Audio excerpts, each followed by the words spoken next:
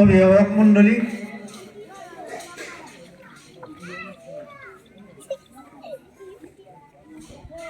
হিয়া উজাৰি মোৰ বিদ্যালয়ৰ পৰিয়ালটো, ছাত্ৰ ছাত্ৰী আৰু বিদ্যালয়খনক মই খুব ভাল পাওঁ। মই ৰবিবাৰেও আহি ফাইলৰ কাম কৰোঁ। কাম পেলাই থ'বলৈ মই বৰ টান পাওঁ। মোক ৰশ্মিয়ে কয়, আপুনি ইমান চিৰিয়াছ কিয় হয়? আমি পিছত কৰিব। ৰশ্মি মোৰ ভণ্টিৰ দৰে। মই কাম পেলাই থ'বলৈ বৰ টান পাওঁ।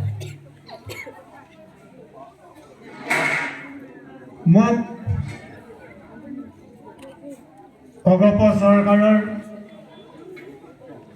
ডক্টৰ জয়নাথ শৰ্মাদেৱ, গৰুসুতিৰ প্ৰায় অকল পুৰোহিত ব্যক্তি, তেখেতসকলৰ অনুগ্ৰহত এদিন এই ২ নম্বৰ ৰাজাপুখুৰী প্ৰাথমিক বিদ্যালয়ত মই চাকৰি কৰিবলৈ সোমোৱা নাছিলোঁ, মই সেৱা কৰিবলৈ সোমাইছিলোঁ। মই সেৱা কৰিছোঁ। এই সেৱাখিনি মই হিয়া উজাৰি কৰিছিলোঁ। ইয়াত মোৰ কোনো ধৰণৰ কৃপণালী নাছিল। ছাত্ৰ ছাত্ৰীয়ে যিদিনা সেই 29 তাৰিখটোত 29 নৱেম্বৰ তাৰিখে এই বিদায় সন্ধিক্ষণ সিহঁতৰ পৰা মই জীৱনত যিখিনি নোপোৱা বস্তু পালোঁ, তাক হয়তো বহুত ওজনৰ টকাৰেও কিনিব নোৱাৰি। মই ক'ব নোৱাৰাকৈ সিহঁতৰ অন্তৰত ইমান ভিতৰলৈ সোমাই গৈছিলোঁ, মই উপলব্ধি কৰিব পৰা নাছিলোঁ। হে মোৰ হৃদয়ৰ দেৱতাসকল, তোমালোক মানুহ হোৱা, তোমালোকক মই আশীৰ্বাদ কৰিছোঁ। মোৰ প্ৰাক্তন ছাত্ৰ ছাত্ৰী, তোমালোককো মই হিয়া উজাৰি আশীৰ্বাদ কৰিছোঁ। আমাৰ যিসকল এই বিদ্যালয়ৰ পৰা ওলাই যোৱা অগ্ৰজ, মোৰ কাষতে বহি আছে লক্ষীনাথ, তেওঁলোকতকৈও তোমালোক পঢ়ি শুনি আৰু ওপৰলৈ যোৱা, আমাৰ এই অঞ্চলটোৰ গৌৰৱ হৈ জিলিকি উঠা, দেশৰ অঞ্চলৰ নিজৰ গাঁওখনৰ এটা প্ৰস্ফুটিত ফুল হৈ জিলিকি ৰোৱা, তাৰ বাবে মোৰ আহ্বান থাকিল। মোৰ বিদ্যালয়খনত সোমোৱাৰ লগে লগে মই মানুহজন সলনি হৈ যাওঁ। ইহঁতৰ লগত, মানে ইহঁত বুলি মই ছাত্ৰ ছাত্ৰীসকলক কৈছোঁ, ইহঁতৰ লগত ফূৰ্তি বাৰ্তা কৰি যিখিনি ভাৱৰ আদান প্ৰদান, সেইখিনি কৰি মই বৰ আনন্দ পাওঁ। আকৌ ইহঁতৰ যিবিলাক দুষ্টামি, মাৰা মাৰি, এটাৰটো ঠেলা মাৰি দিওঁতে আজি হাত এখনে বান্ধি থৈ দিব লগা আজিও পৰিৱেশ এটা হৈ আছে। সেইবিলাক দেখিও তাৰমানে মনত বৰ আনন্দ লাগে। এই হাত ভাঙাটোক লৈ মই আনন্দ পোৱা নাই, কিন্তু সিহঁতৰ দুষ্টামিখিনিৰ কথা কৈছোঁ। মই মোৰ যদিও আকৌ মই ইহঁতৰ লগত হাঁহি ধেমালি কৰোঁ, কিন্তু মোৰ ভিতৰত থকা কঠোৰতাখিনি মই এৰি দিয়া নাই। মোৰ সহকৰ্মী গীতাঞ্জলি বাইদেৱে মোক বেয়া পাইছিল, শিক্ষাৰ ক্ষেত্ৰত মোৰ কম্প্ৰমাইজ নাই। আমাৰ ৰন্ধন কৰ্মীৰ লগতো মোৰ গণ্ডগোল গাইছিল, কান্দা কাটা চলি গৈছিল তেওঁলোকৰো। গতিকে কৰ্মত মই তেওঁলোকৰ লগতো কোনো ধৰণৰ আপোচ কৰা নাই। কিন্তু সেইবুলি তেওঁলোক মোৰেই এই ৬০জন ল'ৰা ছোৱালী, বিদ্যালয়ৰ শিক্ষক শিক্ষয়িত্ৰী, ৰান্ধনী কেইজন, এইকেইজন মোৰেই পৰিয়াল। মই কাকো অন্তৰৰ পৰা বেয়া নাপাওঁ, কিন্তু বিদ্যালয় এখন ধৰি ৰাখিবলৈ হ'লে অন্তৰৰ কঠোৰতা ৰাখি মুখৰ মৰমেৰে কিছুমান কাম কৰিব লাগিব। আজি এই ঐতিহ্যপূৰ্ণ বিদ্যালয়খন ধৰি ৰখাটো ইমান সহজ কথা নহয়। ইয়াক জন্ম দিয়া এই পিতৃ পিতামহসকল, যিসকল আজি স্বৰ্গত বাস কৰিছে, যিসকল বৰ্তমানো জীয়াই আছে, তেওঁলোকক মই সশ্ৰদ্ধ প্ৰণাম জনাইছোঁ। এইখন বিদ্যালয়ে তেওঁলোকৰ অনুগ্ৰহতেই, তেওঁলোকৰ সুচিন্তাতেই এদিন প্ৰতিষ্ঠিত হৈছিল, আৰু তাৰ ফল আমি ৰাইজে সকলোৱে বুটলিব পাৰিছোঁ। আমি গৌৰৱান্বিত হৈছোঁ। এদিন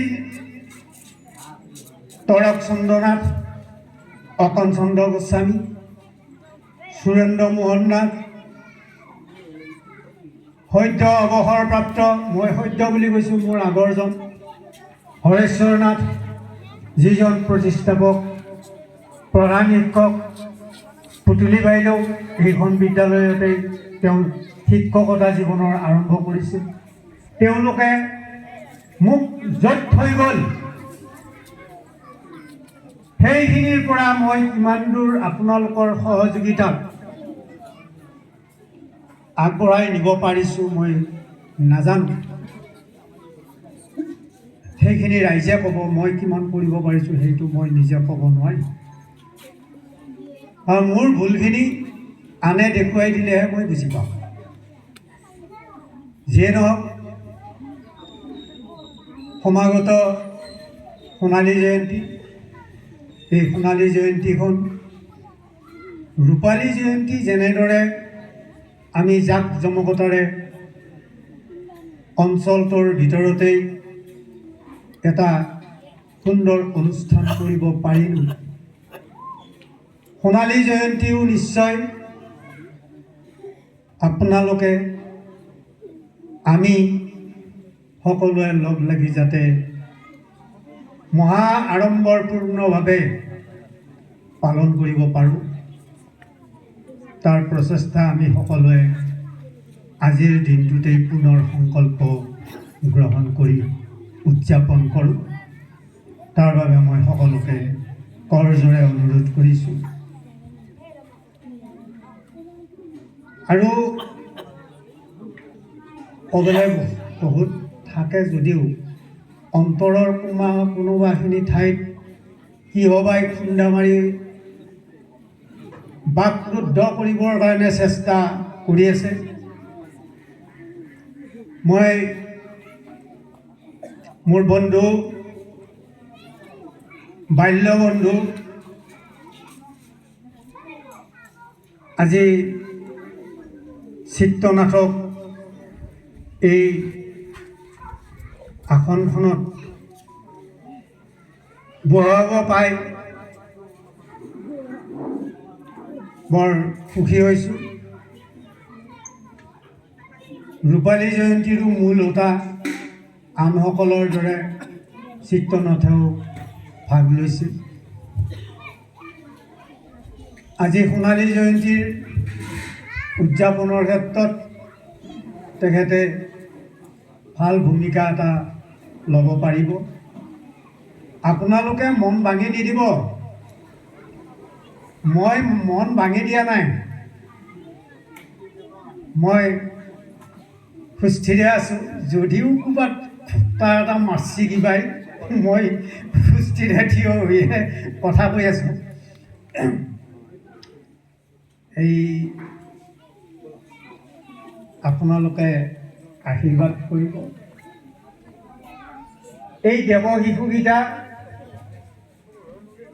আৰু প্ৰাক্তন কেইটাও প্ৰায় আপোনালোকৰ ঘৰে ঘৰে মই ফুলৰ পুলি ৰুইছোঁ। সেই ফুলৰ পুলিকেইটা বহুত ফুলিল, বহুতৰ কলি ধৰি আছে আৰু কিছুমান বৰ্তমান ৰুই থকা হৈছিল। সেই ফুলখিনিৰ গুৰিত সাৰ পানী দিবলৈ আপোনালোকে কৃপণালি নকৰিব, পাপে চুব। কোনোবাই ৰোৱা ফুলখিনিত যদি আপোনালোকে এই পানী সাৰ নিদি পেলাই মৰহি যাবলৈ দিয়ে, আপোনালোকৰ পাপে চুব।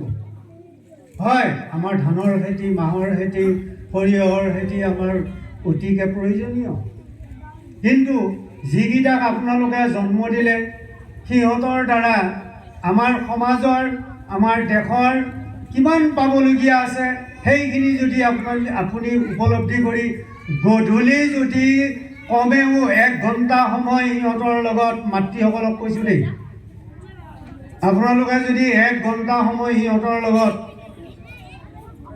ব্যস্ত হয়, আপুনি পঢ়িব নাজানিব পাৰে, কি পঢ়িছে সেইখিনিতো শুনিব পাৰে, লিখিছে নে নাই নে মোবাইলটোহে চাই আছে, সেইখিনিৰ ওপৰত অকণমান নজৰ ৰাখিব। মই কাৰ ঘৰৰ কথা মই নকওঁ, মোৰ ঘৰৰো হ'ব পাৰে। মানে বাবা কি কৰি আছো? খবৰ কি? ভালে আছোঁ ককা। মাৰে একদম কি কৰিছি? কি কৰিব আৰু, মোবাইলটো লৈ পঢ়ি আছে আৰু। গতিকে মাকবিলাকৰ ক্ষেত্ৰত ছাত্ৰ ছাত্ৰীয়ে সেইটো কোৱা শুনা যায়, গতিকে সেইটো নকৰিব। আকৌ আপোনালোকে এইটোও নাভাবিব যে আজিৰ দিনটোতনো ছাৰে এনেকুৱা কথাবিলাক কিয় ক'ব লাগে। মোৰ এইটো কৰ্তব্য, এইখন মোৰ স্কুল, আপোনালোক সকলোৱে মোৰ নমস্য ব্যক্তি, এইসকলৰ যাতে ভৱিষ্যতটো অন্ধকাৰ নহয়, সেইবাবে